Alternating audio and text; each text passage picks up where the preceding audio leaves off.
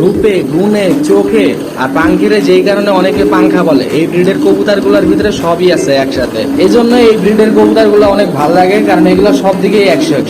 কবুতরগুলোর চোখগুলো আপনার light deep হয়। বাচ্চা থেকে উঠায় নিয়ে আসছে, তারপরে এরকম ভাইব্রেশন করে, তার মানে তো বুঝে নেই বাচ্চা না থাকলে এরকম ভাইব্রেশন করতে। আসসালামু আলাইকুম, জর্ডান খান পিজন ব্লগ থেকে আমি জর্ডান খান।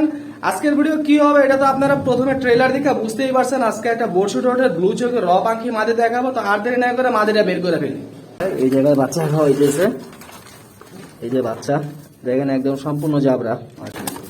আর এই যে মাদিটা বের করলাম, যে দেখেন ব্লু চোখের একটা র পাখি মাদি। এই মাদিটার ওই পাশে চোখটা আপনাদের দেখাইলে আপনারা এটা চোখটা সম্পর্কে ভালো করে ধারণা পাইবেন।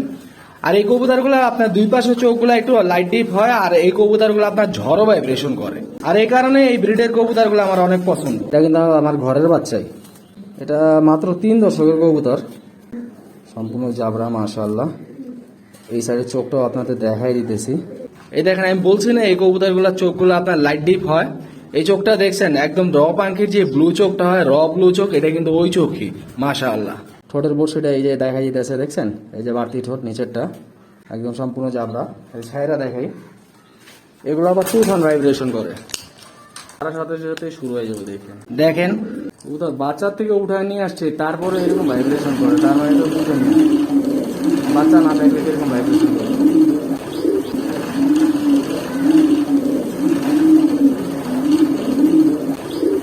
দেখেন রূপে গুণে চোখে আর পাঙ্খিরে যেই কারণে অনেকে পাংখা বলে, এই ব্রিডের কবুতরগুলোর ভিতরে সবই আছে একসাথে। এই জন্য এই ব্রিডের কবুতরগুলো অনেক ভালো লাগে, কারণ এগুলো সব দিকেই 100-100।